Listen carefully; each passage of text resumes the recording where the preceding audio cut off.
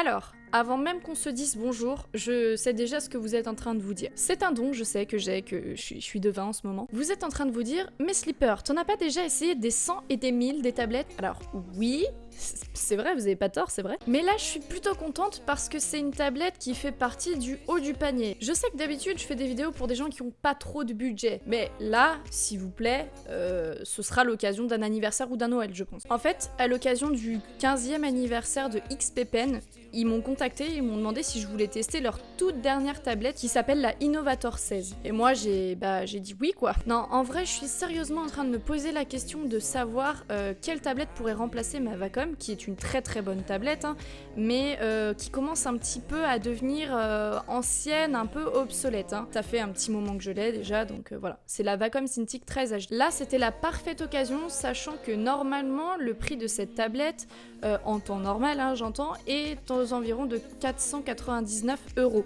Oui, je vous parle de prix parce que c'est ce qui compte, hein, mais la bonne nouvelle, c'est que là, elle est en réduction pendant l'anniversaire d'XP Pen et qu'elle est à 399. Et évidemment, comme une bonne nouvelle n'arrive jamais seule, je vous annoncerai encore quelque chose à la fin de la vidéo. Du coup, je vais faire un petit unboxing avec vous pour vous la faire découvrir parce que franchement, elle est pas trop mal. Alors, faut savoir que celle qui m'ont envoyée, c'est l'édition du coup du 15e anniversaire XP Pen. Normalement, vous avez un autre emballage qui va ressembler à ceci. Il n'y a pas énormément de différence entre celle du 15e anniversaire et la classique, simplement le packaging change et vous avez des goodies supplémentaires. Donc, la Innovator 16 est caractérisée a priori comme la tablette la plus fine du marché, donc elle fait 9 mm. C'est pas énorme. Je suis actuellement en train de me rendre compte que ça fait en fait l'épaisseur de mon téléphone portable. Pourquoi est-ce que c'est si important qu'elle soit fine? Et ben simplement pour la glisser un petit peu n'importe où. Et qu'en termes de poids, et ben franchement ça fait la différence. La Innovator 16 fait 15,6 pouces. Et je pense,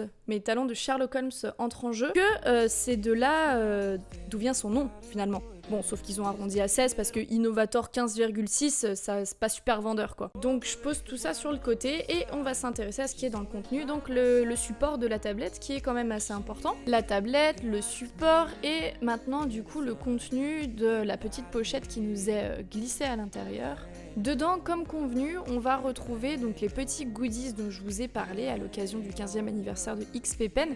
D'ailleurs, je leur souhaite un très joyeux anniversaire, parce que 15 ans, c'est déjà pas mal. Les petits goodies comprennent du coup des cartes postales qui sont très jolies avec la mascotte d'XP Pen et du coup quelques petits stickers. Si on continue un petit peu de fouiller, on va trouver le guide de démarrage rapide, le famoso gant qui est toujours présent et un petit mot tout mignon qui vous remercie d'avoir acheté la tablette chez eux. Tout en dessous, vous allez trouver le câble 3 en 1 qui est maintenant commun à la quasi-totalité des tablettes, même sur les entrées de gamme. Et enfin, nous allons trouver un petit stylo. J'ai failli oublier, mais il y a également une microfibre pour nettoyer la tablette, ce qui est fort sympathique, et leur mascotte en porte-clés avec du coup le 15e anniversaire dessus. Sur la gauche, vous pouvez bien évidemment voir les adaptateurs secteurs selon votre pays.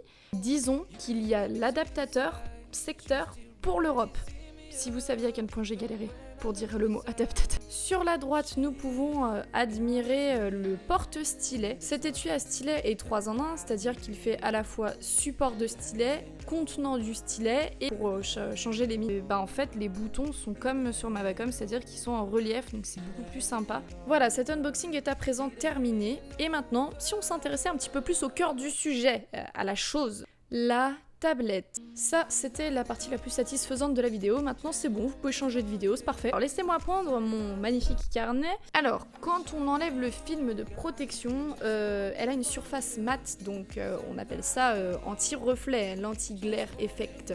Donc ça, c'est pour avoir zéro reflet de lumière dû aux fenêtres ou à l'environnement dans lequel on est, pour nous assurer un meilleur confort en dessin. Je sais que la plupart du temps, c'est pas intégré, notamment sur les tablettes que j'ai testé entrée de gamme, ou alors c'est des films à mettre nous-mêmes et c'est vrai que c'est un peu chiant.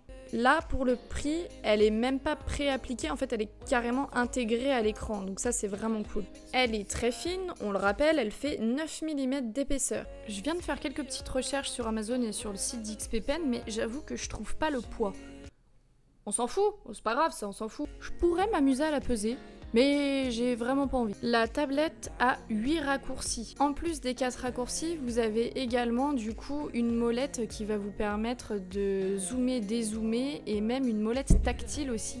Et sur le côté, vous avez un petit bouton Power et plus et moins qui vont servir à régler la luminosité. Alors c'est plutôt pas mal de pouvoir régler la luminosité directement sur la tablette parce que ça vous évite de vous exploser les yeux par exemple. Normalement c'est quelque chose qui est accessible dans les presets on va dire de la tablette, mais là c'est quand même beaucoup plus rapide, c'est comme un bouton raccourci en fait. On a une tablette qui fait 8192 niveaux de pression, ce qui est raisonnable dans le sens où c'est une tablette qui est censée être haut de gamme. Donc si elle avait pas minimum ça pue. Une fois que les branchements sont faits, vraiment, il n'y a rien de compliqué à faire ces branchements. Hein. Il faut avoir 3 ans, je pense, pour le faire. Une fois que vous avez branché tous les câbles, il suffit d'appuyer sur le bouton Power de la tablette et, comme par magie, la tablette s'allumera. J'ai pas d'image, mais faites-moi confiance, ça fonctionne. Comme tout bon acheteur de tablette qui se respecte, il faut télécharger les drivers avant de l'utiliser. Pour cela, on se rend sur le site de XPPen. Vous voyez cette magnifique photo que j'ai prise du site qui est totalement pété, hein, parce que l'image était en train de changer au moment où j'ai pris la photo, mais ça fait un effet stylé, j'aime bien. Vous vous rendez dans la rubrique support et ensuite il y a driver, hein, et là il faut sélectionner votre tablette. Donc si vous arrivez à vous tromper, c'est qu'il y a quand même du niveau. Ensuite il suffit simplement de cliquer sur télécharger et boum boum boum de suivre l'installation, et à ce moment-là vous arrivez sur cet écran qui sera en fait le centre de contrôle on va dire de votre tablette. On y est, voilà c'est parti, le premier test de la tablette, hein. J'ai juste fait quelques petits tests comme ça pour de 1 ajuster la pression et de 2 voir si en bidouillant un petit peu les réglages je m'en sortais pas trop mal, si j'arrivais à avoir un petit peu plus de confort en fait dans l'utilisation de cette tablette, parce que c'est toujours une nouvelle prise en main. Au niveau du logiciel, là je suis sur Clip Studio Paint et vous voyez que je teste la molette sur le côté et en fait elle est déjà optimisée a priori, je pense que ça doit être pareil sur Photoshop.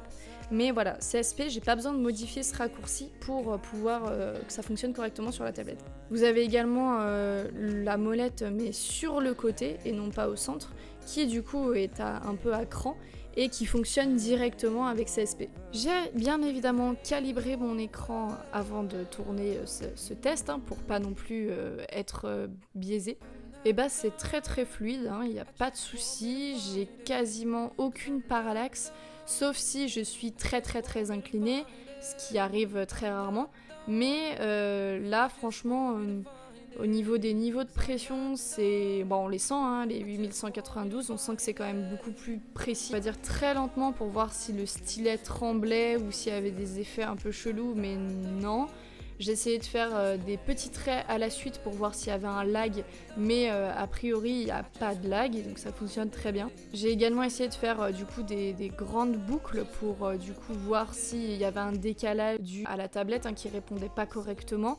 Pareil, zéro lag. Quand vous faites un grand trait, le grand trait se fait tout de suite, il n'y a pas un temps de décalage. Simplement, j'ai une sensation un peu bizarre avec le stylet quand j'ai dessiné avec. Bon, déjà parce qu'il est beaucoup plus léger, donc j'ai pas l'habitude. En fait, j'avais l'impression que ça glissait, enfin ça ripait de temps en temps sur la tablette. Donc pas vraiment désagréable, mais juste bizarre. Je me suis dit que ça venait peut-être de la mine qui était, je sais pas, qui avait un défaut, qui était plate sur un côté ou j'en sais rien. Mais non, hein, après avoir ausculté la mine, je n'ai rien vu. Ce qui est d'autant plus bizarre, c'est que j'ai fait un premier test de cette tablette, donc là au moment où je filme, mais j'ai fait également un deuxième test un petit peu plus tard, parce que je l'avais testé rapidement, et j'ai plus du tout eu les mêmes sensations, donc j'ai pas compris, peut-être que c'était... j'en sais rien, une hallucination. Très confortable à dessiner effectivement, donc j'ai pas trouvé grand chose à redire, tout est cohérent, même au niveau du coup de la caméra, tout ça, j'ai pas de phénomène d'irisation. Quand je me penche sur le côté, que je regarde sur le côté de la tablette, c'est pareil. De n'importe quel endroit où je regarde la tablette, j'ai le même rendu des couleurs, donc c'est vraiment pas mal. J'ai quelque chose qui est également plutôt fidèle par rapport à mon écran d'ordinateur, mais s'il y a besoin, a priori, XPpen, le support d'XPpen m'a dit qu'on pouvait modifier la colorimétrie. Je vous avoue que j'ai pas forcément regardé plus que ça parce que moi ça me convenait, mais a priori on peut le modifier. S'il y a peut-être un petit bémol auquel je m'attendais pas du tout, c'est qu'en fait on est surpris de la surface de dessin. Dans le sens où vous avez une tablette qui est super design, qui est vraiment jolie quoi, il n'y a pas de démarcation entre la zone de dessin, la zone de travail, enfin voilà. Et quand vous allumez la tablette, vous vous attendez pas à ce que ce soit une zone de dessin, alors je vais y aller fort mais pas aussi petite, donc c'est quand même une grande zone de dessin, faut pas déconner, hein, je sais très bien, mais c'est vraiment, on est un peu surpris quoi, vu que la tablette est très design, ça surprend. J'ai eu également un petit peu de mal à trouver le juste milieu au niveau de la pression, puisque je sais pas, j'aime bien avoir une pression que je connais comme ma Wacom, et là c'est vrai que comme c'est pas les mêmes niveaux de pression, j'ai eu un peu du mal à retrouver mon chez moi, comment dire. Mais en vrai, j'ai eu un problème avant même de pouvoir commencer à dessiner réellement dessus. C'est-à-dire que j'ai tellement bidouillé les réglages que j'arrivais plus à avoir des niveaux de pression. Genre la tablette, elle avait plus de niveau de pression. Et en fait, je me suis rendu compte que c'était tout con. En fait, c'est un petit truc à cocher. Je vous le montre là. Qui en fait, j'en sais rien, fait fonctionner les niveaux de pression du coup. Voilà, si un jour ça vous arrive, vous savez pas pourquoi, c'est certainement que cette option est décochée. Une fois que j'avais mis tous les réglages que je voulais, comme je voulais, donc je me suis dit pourquoi pas entamer un petit dessin. Et là je me suis dit ça va réellement révéler les vraies performances on va dire de la tablette parce que faut faire un dessin complet quoi. Je me suis pas filmée en train de dessiner dessus, ou peut-être une ou deux fois, c'est léger. Mais c'est vraiment pour vous montrer que du coup dans l'utilisation de la tablette, il n'y avait aucun souci. J'arrivais à faire les mêmes choses qu'avec ma Wacom, sauf que comme c'est un peu plus précis, j'avais un petit peu plus de mal à gérer la pression au niveau du stylet. Et la seule chose qui m'a un peu cassé la tête, c'est le support, hein, évidemment, parce que c'est jamais parfait. Ça me faisait dessiner au-dessus en fait de la tablette. Alors que parfois j'aime bien dessiner en face, je sais pas trop comment vous expliquer, comme si elle était à la verticale, ou tout simplement en fonction de ma fatigue, j'aime bien du coup régler un petit peu le socle, me permettre d'avoir d'autres inclinaisons. Et voilà, c'était pas possible. Mis à part ça, super, une bonne expérience avec la tablette, le stylet très léger qui se recharge pas, donc ça c'est vraiment cool puisque bon, ça vous arrête un petit peu en plein milieu de votre dessin hein, s'il faut le recharger. J'ai pas mis le gant tout simplement parce que je déteste ça, mais un gant reste un gant, il fonctionne très bien aussi. J'ai testé cette tablette sur Clip Studio Paint et Pen Toolsai et j'ai vu aucun souci sur ces deux logiciels. A priori, elle est aussi compatible Photoshop, Illustrator, CDR, GIMP, Krita, oui, Medibang, Fire Alpaca et Blender 3D. C'est déjà pas trop mal. Là, je suis en train de lire une liste et je vois que CSP est pas forcément mentionné, mais ça fonctionne, hein, vu que je l'ai testé. Et ça fonctionne bien évidemment sur Windows 10, 8, 7 et tout ce qui est Mac, les OS X10.10, ces versions supérieures, messieurs dames. Pour fêter tout ça, j'ai dessiné Reynald, le petit habitant d'Animal Crossing, qui est particulièrement mignon, hein, même si son regard vide me fait un peu parfois peur. Tout droit réservé à Animal Crossing, bien évidemment. Et je pense que j'ai fait le tour en fait de cette tablette parce qu'elle est vraiment bien hein, pour son prix. C'est une tablette, on va dire, allez, on va pas dire du très haut de gamme, mais on va dire du milieu de gamme. C'est déjà pas mal. Un bon milieu de gamme, haut de gamme quoi. Si je devais noter, on va dire, quelques points négatifs, ce serait surtout le support hein, que je trouve un peu léger pour le prix de la tablette. Que, étant donné que la tablette est design, on est un petit peu surpris sur la taille de la zone de dessin.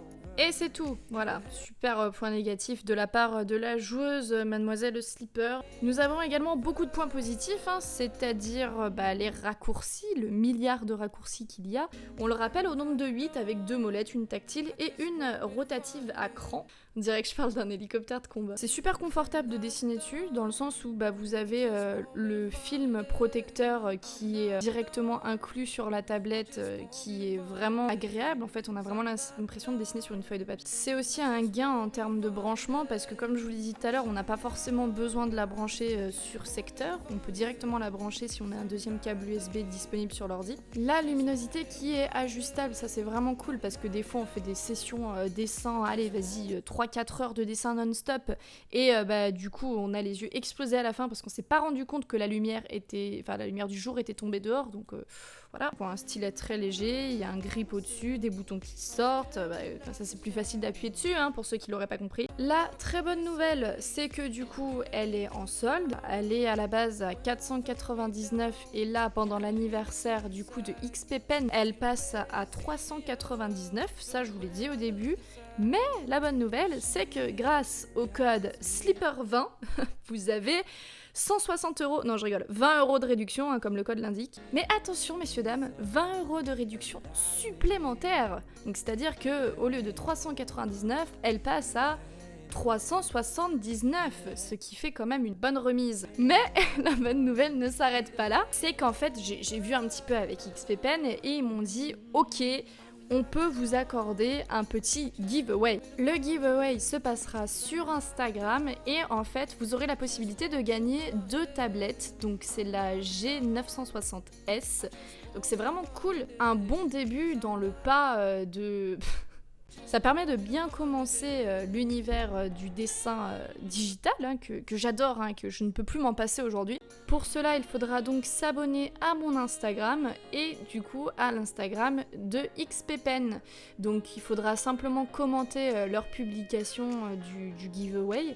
Et à ce moment-là, il y aura un tirage au sort qui sera effectué.